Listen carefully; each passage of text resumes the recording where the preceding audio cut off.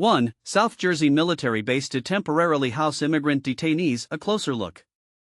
2. Joint base McGuire-Dix-Lakehurst approved as immigration detention center, what you need to know. 1. South Jersey military base to temporarily house immigrant detainees, a closer look. Imagine a military base, typically bustling with uniformed personnel, suddenly becoming a center for holding immigrant detainees. This is not a scene from a movie but a reality unfolding at South Jersey's Joint Base McGuire-Dix-Lakehurst. The Trump administration has recently greenlit this base for such a purpose, sparking a wave of controversy and concern across New Jersey and beyond. But here's where it gets controversial. The decision to use a military facility for detaining immigrants raises significant ethical and logistical questions. Is it appropriate to use military resources in this way? This move is part of a broader strategy to ramp up deportations of undocumented immigrants, significantly expanding the capabilities of Immigration and Customs Enforcement, ICE. The administration's aggressive stance has led to the expansion of ICE personnel and facilities, aiming to facilitate mass deportations. In a recent communication, Defense Secretary Pete Hegseth informed New Jersey Representative Herb Conaway, whose district includes the base, that the facility would be used temporarily for this purpose and assured that it would not interfere with military operations. However, the specifics of when and how many detainees will be housed remain unclear. Conaway expressed concerns about the lack of transparency and the potential involvement of private contractors in managing the detention operations. And this is the part most people miss: the implications of such a decision extend beyond immediate logistical concerns.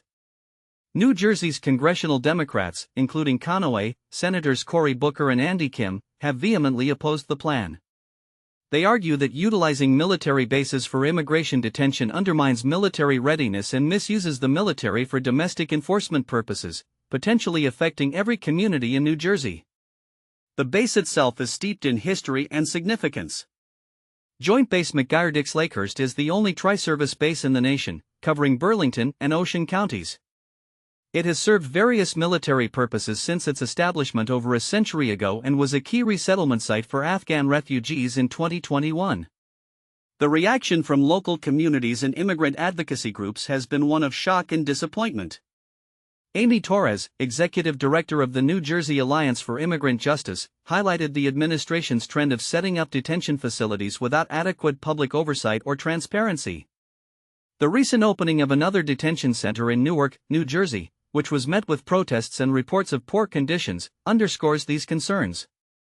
This development comes as the Trump administration secures a staggering $170 billion for immigration enforcement, with ambitious plans to deport up to 1 million people annually. This funding includes a significant portion earmarked for expanding ICE facilities.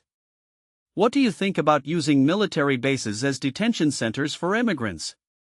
Is this a pragmatic solution to a complex issue, or a misuse of military resources that could have long-term consequences?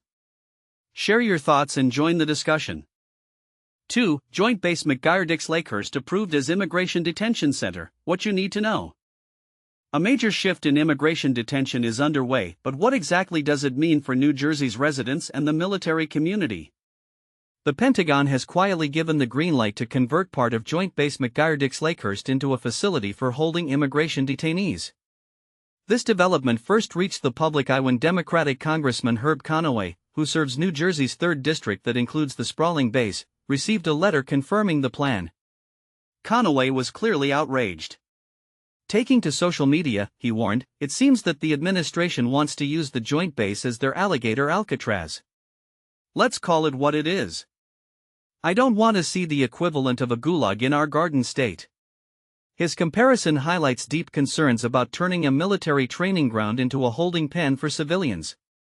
But here's where it gets controversial. Is this a practical solution to overcrowded detention centers on the southern border or an inappropriate expansion of military resources into civilian enforcement? At this stage, critical details remain unknown. Officials have not announced when detainees might arrive or how many individuals will be housed at the facility. Such uncertainty adds to the anxiety around issues of security, humanitarian treatment, and the local community's access to base amenities. Questions about legal oversight, staffing requirements, and the impact on existing military operations still loom large. Meanwhile, New Jersey's Governor, Phil Murphy, is on record opposing the move. A spokesperson for Murphy's office told Action News that using the base in this way amounts to a gross misuse of military resources. The governor worries it could strain local infrastructure in conflict with the base's primary defense mission. And this is the part most people miss. While debates rage over immigration policy, few have paused to consider how reassigning military assets affects both service members and detainees alike. Should our armed forces be involved in immigration enforcement at home? Is this truly the best way to address overcrowding at border facilities? We want to hear from you. Do you agree with Congressman Conaway's fiery objections?